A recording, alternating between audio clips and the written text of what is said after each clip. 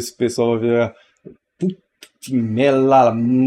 Lá vem o cara fazer crítica do produto que nem é barato, mas ele tem alguma coisa para reclamar. Ele sempre... Oi, sou eu, trazendo mais um teclado customizável para você. E quem disse que teclados customizáveis precisam ser do padrão americano? Hoje eu vou falar tudo sobre o ACO 5075S. É esse? Mas eu vou mostrar tudo, exatamente tudo para você sobre esse teclado. Caso eu não faça isso, pode deixar no campo de comentários. Temos aqui um teclado todo construído em plástico, mas com uma qualidade diferenciada pelo próprio peso, que são 835 gramas, sem o cabo medindo 33,5 centímetros de comprimento por 14,5 centímetros de largura. A altura é de 4,5 centímetros, com as teclas que são translúcidas em tons de preto. Essas keycaps translúcidas têm a impressão feita em ultravioleta, com a fabricante garantindo alta qualidade para você. As teclas maiores possuem os suportes nas partes dos lados, garantindo uma maior qualidade na hora que você vai teclar. Um outro ponto de observação com relação a essas keycaps é que elas são um pouco mais baixas do que o padrão Cherry. Isso vai fazer com que, talvez, algumas pessoas sintam um pouco mais de diferença na hora de teclar, mas nada que com o passar do tempo você não consiga superar tranquilamente. As keycaps nesse estilo, obviamente, produzem um efeito no RGB diferenciado do que estamos acostumados no padrão dos outros teclados. A luz não vaza. Te digo que foi uma experiência diferente dos outros teclados que já usei / testei. Sem contar que elas são no padrão ABNT2, com alguns ajustes a se fazer. Abaixo das keycaps estão os switches ACO e Cal Jelly Black da própria fabricante. Estes switches são do tipo linear, bem parecidos com o switch vermelho, mas com mais necessidade de força de atuação para ativá-los, diferente do switch red. Mas a percepção foi de que ele é menos rígido do que o switch black da Gateron, que testei no modelo Fallen Ace. Esses switches vêm no padrão Hot and Swap, o que significa que você pode trocá-los a qualquer momento, até por outros de outras marcas, porque ele segue o padrão Cherry Max. Caso tenha aqueles dois pinos?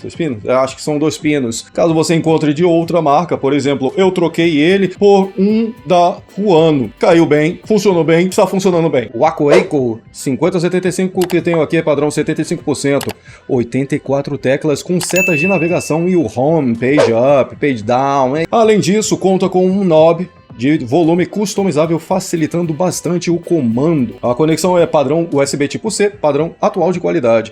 Vem com um cabo emborrachado de 1,8 metros, te permitindo utilizar o teclado à vontade, mesmo não estando tão perto do gabinete. O unboxing é bem interessante com o ACO 5075S, já vindo na caixa com um retirador de switches e keycaps.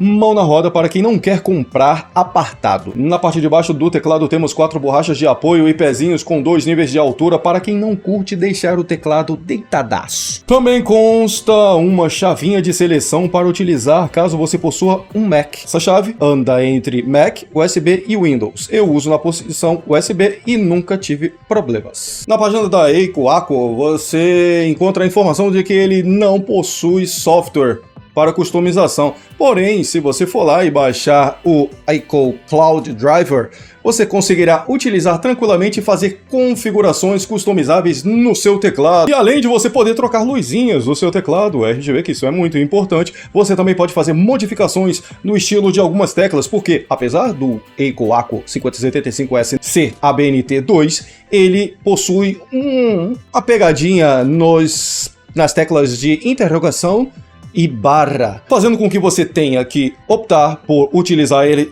conforme está mostrando no seu teclado ou conforme a gente já faz no padrão ANSI, que tem que utilizar de atalhos. Eu particularmente, como já estou acostumado, utilizo os atalhos de interrogação barra. Além disso, como o teclado não tem as teclas multimídias nativamente através do ACO Cloud, é possível montar combinações de teclas caso queira dar play e pause em músicas, por exemplo.